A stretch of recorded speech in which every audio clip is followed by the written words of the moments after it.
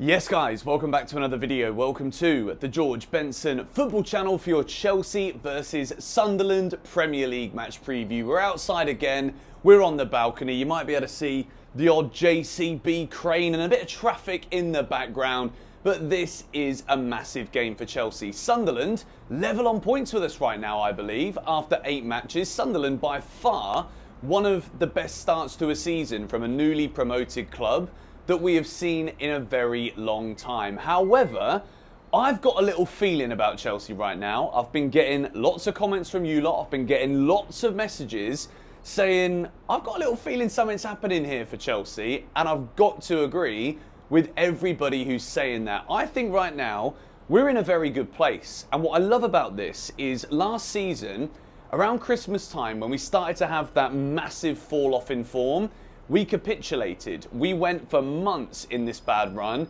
whereas this year, September, little bit dodgy, little bit shaky, and now Chelsea are looking for their 5th consecutive win. 2 great home wins in the Champions League, beating the champions Liverpool, and of course, the 3-0 job at Nottingham Forest last week. And by the way, how lucky are we? Sean Dyche becomes the flipping Forest manager, and he beats Porto in his first match. Ange didn't manage a win for the entirety of his time at Nottingham Forest, so we got that victory over and done with at just the right time. Now I look at this game and I look at Sunderland this season. Their midfield is very strong. Their transfer window was very strong. I think Granit Xhaka might go down to be one of the best Premier League signings of the season. Not necessarily because he'll get the most goals or the most assists, but when you talk about influence in a team, for a team that get promoted from the Championship to go and sign someone with the nous, the Premier League experience, and just the overall character of Granit Xhaka, I think Sunderland's transfer business has been exceptional. It reminds me a little bit of what Nottingham Forest tried to do when they got back in the Premier League, which is buy a decent amount of players. But with Sunderland, they've been calculated, they've been smart, they play great football, they're difficult to break down. But the Man United game is where I think Chelsea should be looking at here. I think Chelsea, going into this one, we've got confidence. We have got players almost ready to return from injury. Liam Delap in Enzo Maresca's press conference could be available for next week. And you know it, I know it, it's Tottenham Hotspur next week. If Liam Delap returns for that one and he scores, you just know folklore, Chelsea folklore. But this weekend, there's a lot of questions that will be asked about what is Enzo Maresca's starting 11 going to be? Are we going to try and go down the path of continuity when it comes to the defensive structure? What we saw last week at Forest was not perfect, and I don't think it's going to be perfect for a while, but when we're still dealing with players being out injured, star players, key players, rotations because we've got midweek games, and obviously next week we go to Wolves away in the Carabao Cup 4th round. I want to be winning that one. I don't necessarily want to be fielding all youngsters, although we're a very young squad. 3 youngsters, teenagers scoring in the Champions League. The long way around me saying this is we're in a very good place right now. We're playing very good football going forward. We're looking more likely to score more goals. And I'd say, even though the Ajax game again, not perfect, Nottingham Forest had big chances, they just didn't convert them. So does that necessarily mean defensively Chelsea were great? No, there were still flaws, still holes, but the clean sheet means something to us. And I think we can build upon that going into this Sunderland game.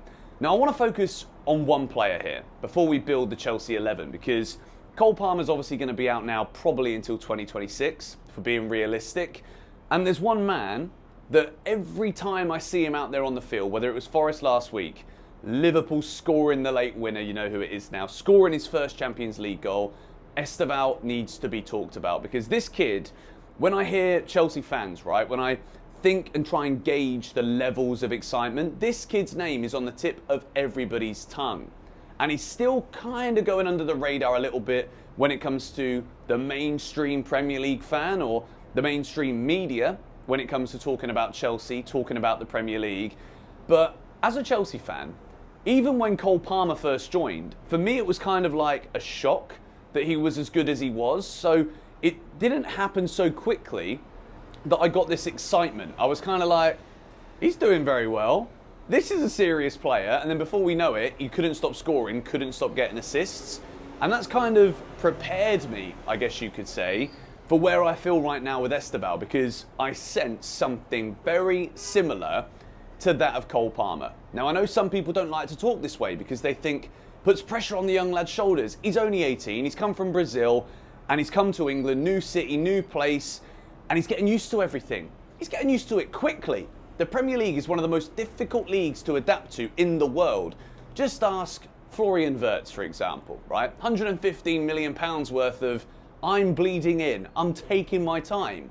Whereas Estevao's come, and he's already setting my world on fire. And I'm so excited. Hopefully, he gets the start. Obviously, at the moment, we had Gittins play very well. Man of the match performance in the match in midweek against Ajax. Played the full game pretty much.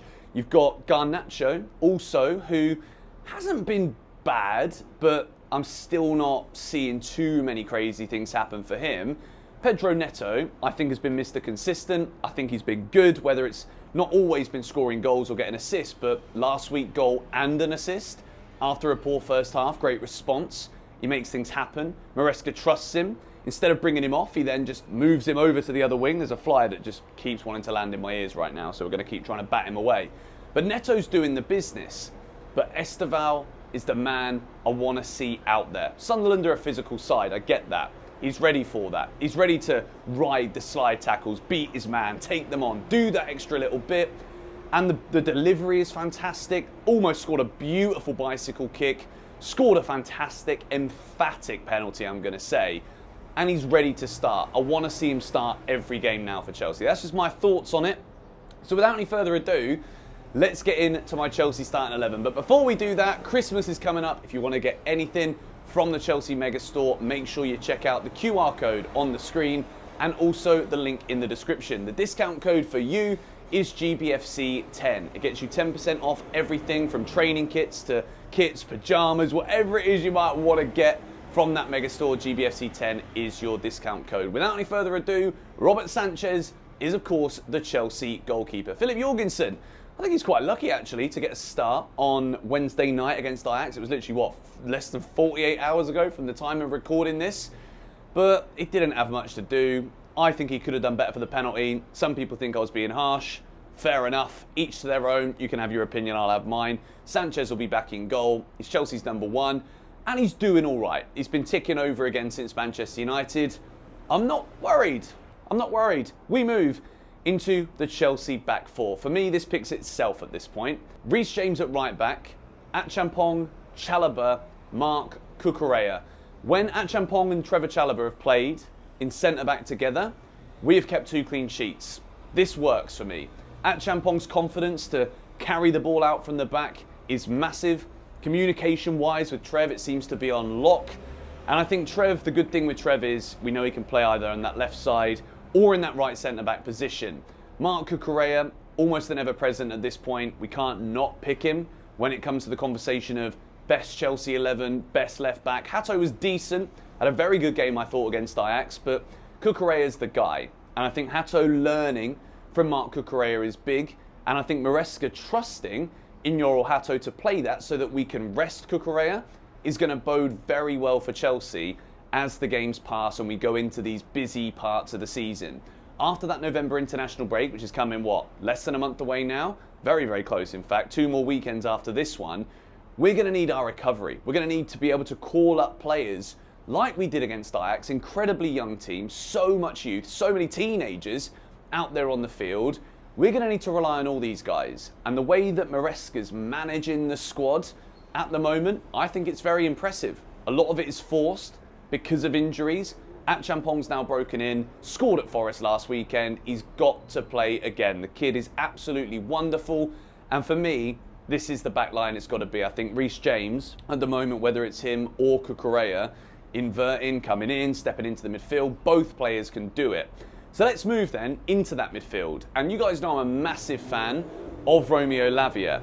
But I feel like this is the kind of game where we might be able to trust one of Cucurella or Reece to step up to allow Enzo Fernandez to advance. And of course, he's alongside Moises Caicedo. This for me is big for Chelsea because if you've got Lavia in there, I think that works better against the teams that might have a lot more of the ball, such as your Liverpools, maybe your Manchester Cities, even Tottenham Hotspur, when we play them next weekend in the Premier League. So I'm going to not say Lavia to play and start this one. Got some good minutes again against Ajax. What was it? 65 minutes under his belt. He's getting more match fit. He's getting more there. But for me, Enzo and Caicedo can do it. Another thing I want to address here.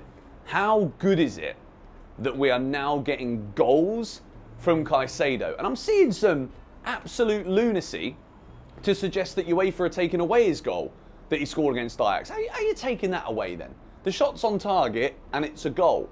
It's a Caicedo goal. Maybe I've just read in the wrong article, right? But Caicedo for me scored, as did Enzo Fernandez, who missed that game at Forest last weekend, straight back in, scores a penalty. And this is a combination right now that needs to be talked about, because some people are saying, it's not a good thing that Enzo Fernandez and Caicedo are Chelsea's top goal scorers this season. I'm not saying that's a bad thing at all.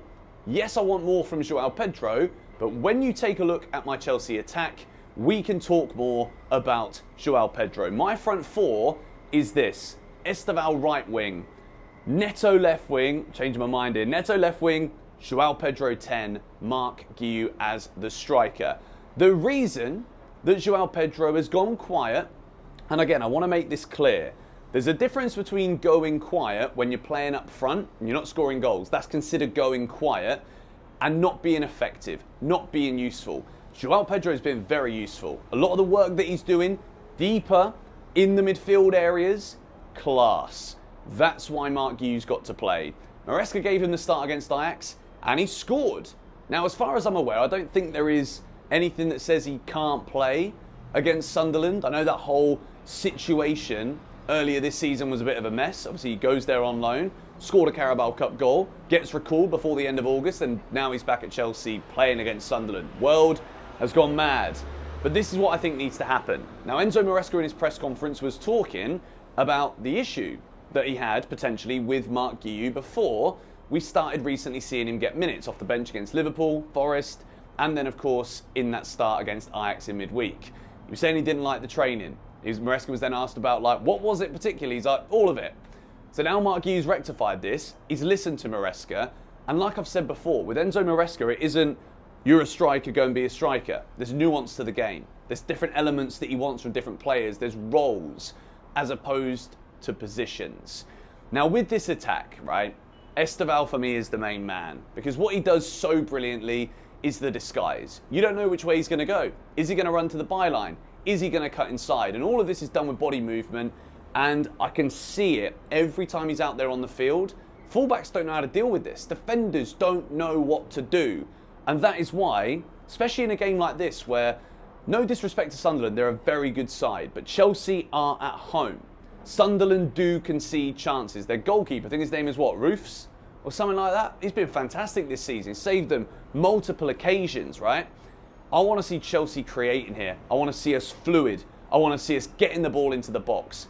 That's where Mark Guiu's strong. When the ball is in that area, sniffing around, pouncing on mistakes, and I want to see João Pedro operating deeper. That's where we get the best football out of him.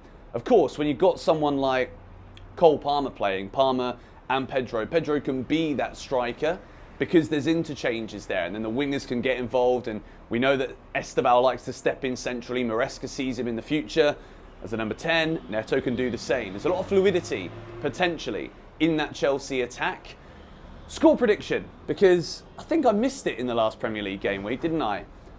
I'm telling you, I'm buzzing about this. I'm very excited for this game. And Sunderland have been brilliant, but I think Chelsea are going to have a field day tomorrow afternoon. Chelsea 4, Sunderland 0. I'm going for it. I'm confident right now. The players are in form. We're doing well. And I'm buzzing for Spurs. If Liam Delap is back and he's able to play, boy, am I excited for that, because I think that's the perfect game. Get him up against Van der Ven, up against Romero, start to bully opposition defences. That's when we see Pedro in the 10. It's all coming together nicely.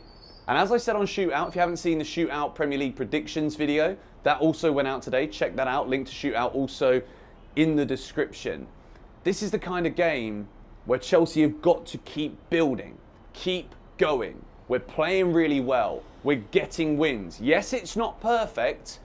I'm convinced. Let me know in the comments down below what you think is going to happen. I'm saying 4-0. I think Sunderland could be there for the taking. Yes, they've had a great season so far. Yes, they're going to be more than safe. I actually said that they're going to finish in the top half in the updated Premier League predictions video, again on Shootout. But I think this is there for Chelsea. Now, obviously, at the moment, still not a fully fit squad. Not going to be any Palmer for a while. But what I'm liking about recent performances is people are stepping up. Let the media say it's not a good thing that Enzo Fernandez, Caicedo, Chelsea's top goal scorers this season. We're moving in the right direction. We can get back in the top 4 this weekend. Let's get it done. Thank you guys for watching. Come on, you Blues.